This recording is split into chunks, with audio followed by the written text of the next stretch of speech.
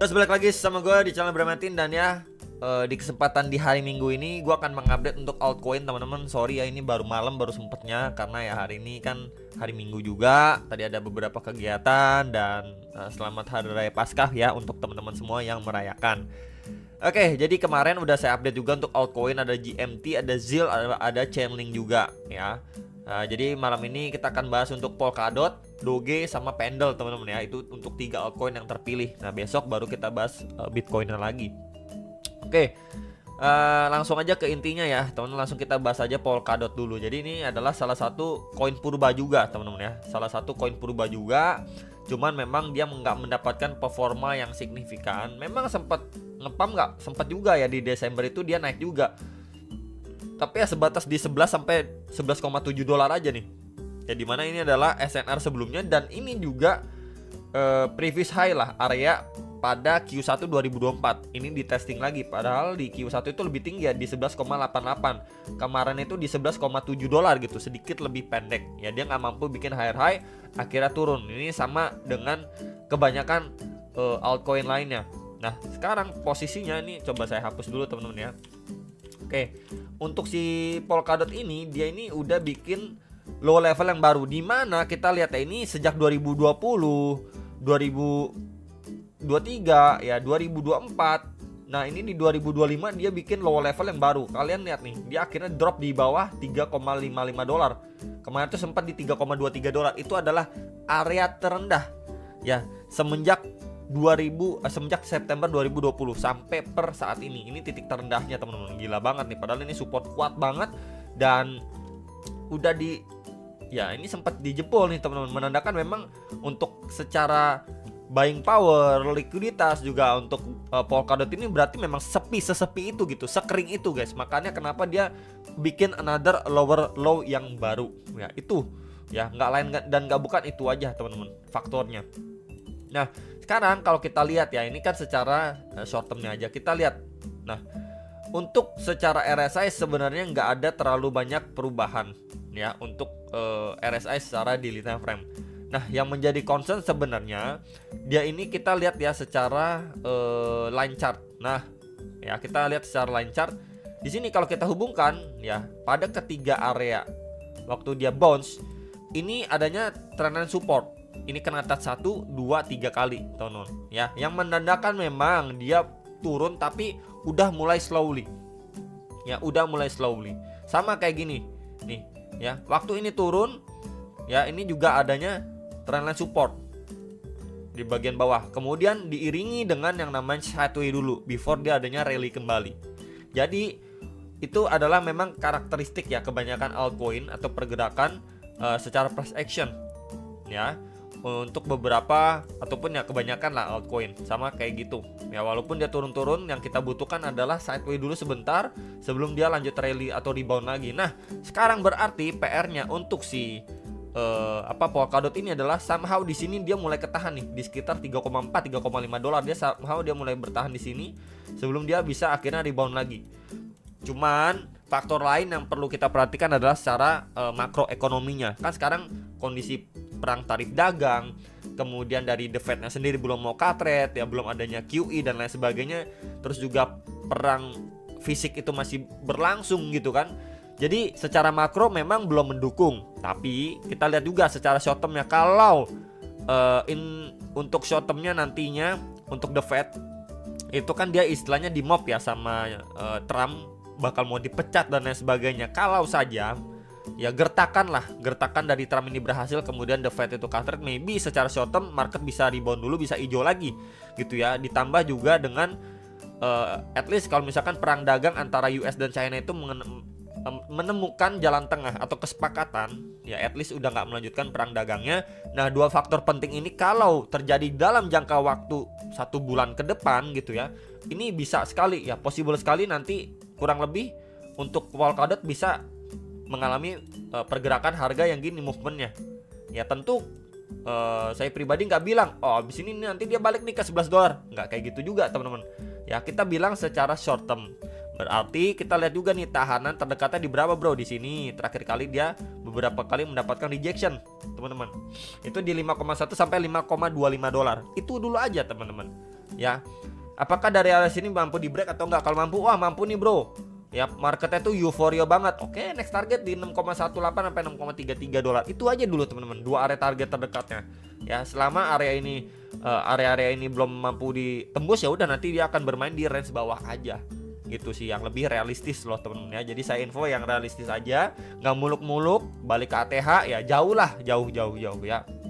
Terus juga untuk project Polkadot ini juga sama mungkin promosi kerjasama dan sebagainya ini di cycle kali ini tuh sangat-sangat sedikit adanya informasi mengenai Polkadot ini, entah itu update-annya, entah itu kerjasamanya secara dari internalnya gitu ya, yang istilahnya bisa mengundang uang baru masuk. Itu investor baru kan berarti bawa uang baru gitu kan masuk, nah, harganya bisa naik lagi gitu ya. Jadi kita lebih baik menjadi realistis aja ya. Jadi palingan dua area ini aja dulu yang bisa diperhatikan ya untuk yang nanyain Polkadot gimana secara short to mid termnya ya. Somehow kalau kita lihat secara time frame hourly 4 jam ya, 4 jamnya di sini kita lihat di sini adanya trendline resistance yang sudah mampu di break ya. Di sini juga adanya trendline support. Tuh, adanya triangle pattern.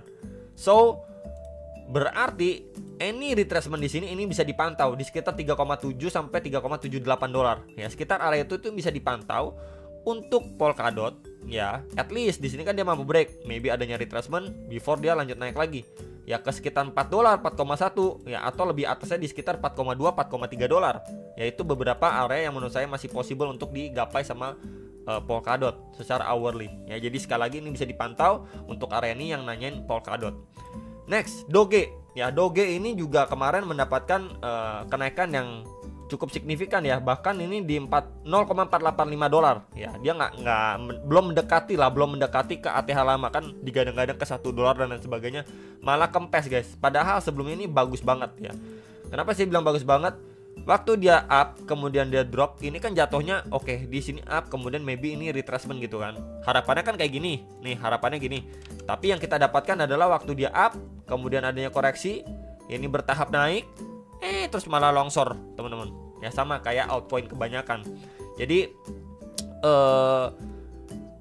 di cycle yang ini tuh benar-benar makin susah. Ya banyak faktor lah teman-teman, secara makroekonominya, secara playernya juga udah jauh berbeda. Banyak orang yang masuk dengan uang banyak pun punya kepentingannya masing-masing.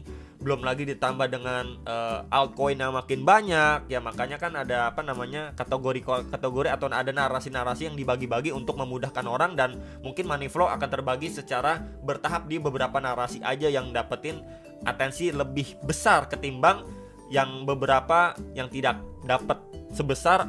Misalkan nih kemarin kan ada koin-koin US ya, narasi-narasi US ya, maybe terus habis itu ada narasi-narasi AI. Kan ada kayak narasi-narasi yang lain yang belum kebagian sebesar itu, contoh kayak gaming ya, DeFi ya, kayak gitu-gitulah teman-teman ya. Jadi untuk Doge ini sendiri selama Elon masih ada, ya harapannya masih ada aja gitu teman-teman, masih cukup besar. Nah untuk sekarang gimana bro? Sebenarnya di sini ada dua area target ya, area support yang cukup kuat. Ini area pertama di sekitar 0,126 sampai 0,1394 dolar. Area kedua itu di sekitar 0,101 sampai 0,114 dolar. Jadi teman-teman yang nanyain Doge ini bisa dipantau dua area ini ya. Untuk yang spot nih saya tandain warna putih dari box putih biar nggak kecampur. Nah kemudian kalau RSI, nah ini berbeda dengan Polkadot ya. Di sini adanya bullish divergence nih teman-teman, secara daily-nya nih. Tuh. Ya, kita bandingin tuh. Oke, adanya bullish divergence biasanya itu bisa ya at least mendapatkan booster lah untuk Doge, pertanda awal untuk Doge bisa up. Semoga direstui juga ya, teman-teman. Percuma kalau ada divergence tapi nggak ada yang sorong harganya juga, nggak ada hal yang bisa men-trigger gitu ya market hijau lagi, ya percuma juga. Mau bullish divergence 1000 kali juga percuma gitu teman-teman. Nah minimal ini dulu sih guys yang saya menjadi concern untuk Doge ini kan SNR sebelumnya. Ini coba saya tanda dengan warna merah deh. Ya, ini di sekitar 0,194 sampai 0,20485 dolar. Itu dulu aja deh teman-teman. Ya, jadi kalau misalkan oke, di sini ya adanya bullish divergence, somehow market rebound ya, mungkin ada beberapa hal positif di minggu-minggu yang akan mendatang gitu ya, at least di bulan ini ya, dia turun kayak gini sideways ya, kemudian akhirnya dia rebound nih ya, at least expect-nya ke sini dulu ya, nggak muluk-muluk sampai ke ATH dan lain sebagainya ini dulu. ini somehow udah mampu di break, nah baru kita lihat lagi bro. Next area target di mana? Di sini. Ini SNR sebelumnya juga terakhir kali juga dapat reject strong di 0,236 sampai 0,24278 dolar. Ya, dua area ini aja dulu, teman-teman. Oke, di situ udah mampu nih, bro. Next di berapa? Next ini coba saya lebih kecilkan lagi, teman-teman, areanya. Nah, di sini 0,273 sampai 0,287 dolar.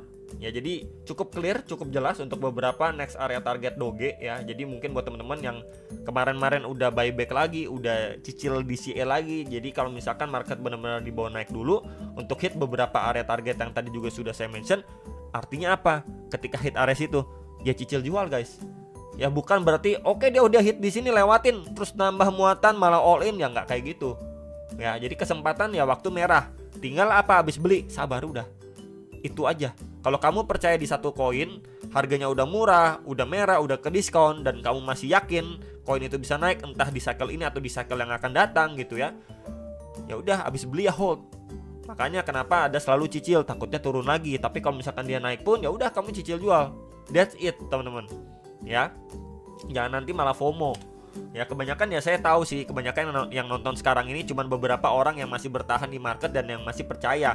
Kebanyakan orang lainnya lagi itu sebagian besar memang udah mungkin udah nggak ngelirik market, udah nggak liatin update market lagi. Jadi somehow nanti kalau ketika marketnya ini udah hijau ya, let's say dia udah ngepump kayak gini nih Doge-nya, baru nanti sibuk. Biasanya gitu guys, biasanya begitu baru sibuk nanti. Wah udah di sini bro, udah di atas 0,2 dolar gitu. Wah beli Doge gitu. Ya, bisa aja masih ada yang ragu, tapi udah ada orang udah mulai FOMO, udah mulai masuk lagi nih FOMO-FOMO-nya nih. Oke, dia makin naik lagi. Wah, dia udah 0,3 ke atas nih, teman-teman, udah mau 0,5 dolar nih. Di sini, let's say di sini. FOMO lagi nih. Waktu turun panik. Ya, let's say kayak gini naik. Turun panik nih. Di cut loss, teman-teman. Ya sampai sini cut loss. Nggak lama dia ngepam lagi nih.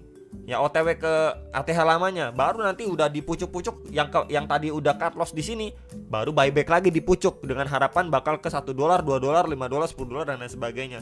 Ya nanti lihat aja, nanti siklusnya akan terulang kayak gitu. Makanya saya selalu mengasih outlook, pandangan dan reminder untuk teman-teman mungkin yang masih stay di market, ketika nanti momentumnya benar-benar kita dapatkan hijau royo, saatnya nanti kita cicil jual. Seperti itu simpelnya ya. Cuman ya memang nggak bisa dilakukan sama orang banyak ya, karena mindset orang seperti itu, demennya lihat waktu ijo-ijo baru tertarik masuk, baru FOMO belinya di atas. Nanti waktu akhirnya orang-orang buang barang, dia bingung sendiri. Oke. Nah ini untuk Doge secara daily. Nah untuk hourly-nya gimana bro? Nah secara hourly sebenarnya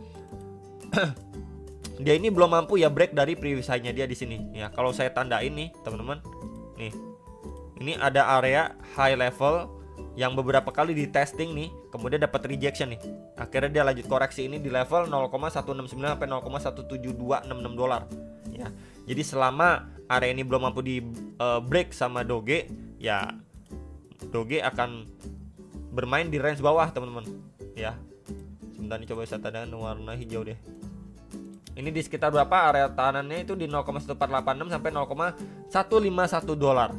Ya, jadi memang dia masih bermain di range ini sampai nanti kita lihat dia mampu break yang mana duluan.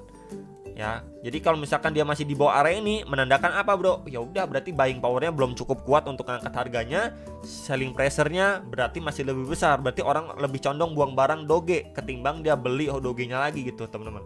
Ya, itu untuk secara daily maupun hourly. Dan ya mungkin kalau kita lihat lebih detailnya, di sini juga ada SNR ya, teman-teman, di sini tuh. Di sini adanya SNR juga secara internal yang lebih kecil lagi nih. Ini 0,159 sampai 0,1611 dolar. Ya, teman-teman tuh terakhir kali di sini kena reject terus drop lagi, teman-teman. Jadi mungkin menjelang besok ya kita perlu pantau di area support tahanan yang terdekat nih di box hijau untuk Doge.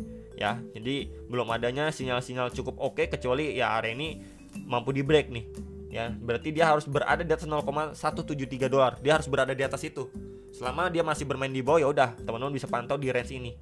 Ya, simpelnya kayak gitu. Oke. Terakhir pendel. Nah, ini pendel ini secara daily kita bisa lihat ya. Saya markingin dulu dengan rectangle dan ya ini tuh ada area tahanan atau support ya semenjak Januari 2024. Di testing lagi pada Agustus 2024 terus di 3 Februari 2025, sama terakhir di 10 Maret 2025, menandakan ya ini udah 1, 2, 3, 4 kali di touch ya, dan masih mendapatkan reaksi yang lumayan oke nih untuk pendle secara daily time frame. Nah, sekarang gimana bro untuk pendle? Sebenarnya kita bisa lihat ya di sini. Ini kan ada high sebelumnya. Ya, ini udah mampu di take out nih secara body candle. Nah, untuk next area target di sini ini belum mampu ya, belum mampu di break sama si pendle nih. Itu di 3,55 sampai 3,737 dolar untuk pendle. Jadi somehow kalau memang pendle dari range ini belum mampu bertahan ya, teman-teman nih, di sini kan dia lagi bertahan di atas MA21, dia belum mampu bertahan ya atau menjaga posisinya di situ. Ya teman-teman bisa pantau di range area bawah ini. Ya apakah dia mendapatkan rebound atau tidak nih menjelang besok ya. Di 2,6 sampai 2,812 dolar. Oke. Nah, untuk syaratnya pendle bisa rebound lebih signifikan ya udah area ini harus mampu dibalas. Ya at least kan dia seperti ini ya, ini jatuhnya. Ini retracement di up lagi, maybe di sini dia up lagi. Nah, ini sampai di sini di break baru another retracement di sini bisa dimanfaatkan untuk dia maybe ngejar next area target yang lebih tinggi 5,5 dolar something, teman-teman. Ya. Jadi memang obstacle yang paling penting adalah di box merah ini yang tadi saya mention nih, 3,55 sampai 3,73 dolar. Itu dulu. Ya, berikut juga dengan area tahanan terdekatnya untuk pendle. Jadi posisi sekarang gimana pendle? Masih di tengah-tengah nih. Masih di antara dua range ini dan juga di MA21. Ya, karena ini weekend ya, kita lihat besok apakah kita dikasih merah dulu. Kalau dikasih merah ya teman-teman bisa pantau nih ya di area ini. Tapi kalau misalkan besok, wah besok ternyata udah hijau bro, ya udah sabar dulu, lihat dulu di sini dia break atau enggak. Ya, jangan buru-buru make decision teman-teman. Ya, karena bisa aja dia break ya waktu retest dimanfaatkan, atau di sini malah nggak lama dia reject crash. Nah, reject crash lagi ya teman-teman bisa pantau di area bawah. Ya, itu untuk si pendle secara daily. Tapi kalau ngomongin pendle untuk balik ya ke ATH-nya, itu kan ATH di sekitar 7,5 dolar something gitu ya. Ya untuk pos sekarang memang agak berat teman-teman, jujur aja agak berat. Cuman good newsnya memang dia tidak sedrop atau sedalam turunnya itu kalau kita lihat kayak si Polkadot ya. Dia kan bikin low level yang baru nih, sedangkan untuk pendle ya masih ketahan di area support yang sama semenjak awal 2024. Ya kalau memang dia itu sama kayak Polkadot, bisa aja dia di sini malah nih udah di bawah 1 dolar teman-teman. Ya bisa di area sini dia. Tapi kan enggak tuh. Berarti kan dia secara price action masih lebih kuat daripada Polkadot. Berarti peminatnya masih lebih banyak nih daripada Polkadot. Ya, semoga bisa di follow up dengan baik untuk nge-reach beberapa next area target yang tadi saya udah sampaikan. Dan ya ini tambahan ya temen, kalau area pertama ini mampu di break, ya next area kedua nih SNR juga itu di 4,2 sampai 4,417 dolar untuk si pendle. Ya, palingan itu teman-teman yang bisa saya update. Ya tentunya teman-teman bisa melihat secara short to mid term atau bahkan long term dengan beberapa area yang tadi sudah saya mention. Tentu kalian harus research kembali dulu ya, kalian make sure apakah sudah oke atau tidak dengan pilihan kalian, baru kalau kalian memutuskan untuk beli ya beli dengan secara bertahap. Itu aja yang bisa saya sampaikan di hari Minggu ini, semoga bisa bermanfaat dan sampai jumpa untuk next video. Sampai ketemu.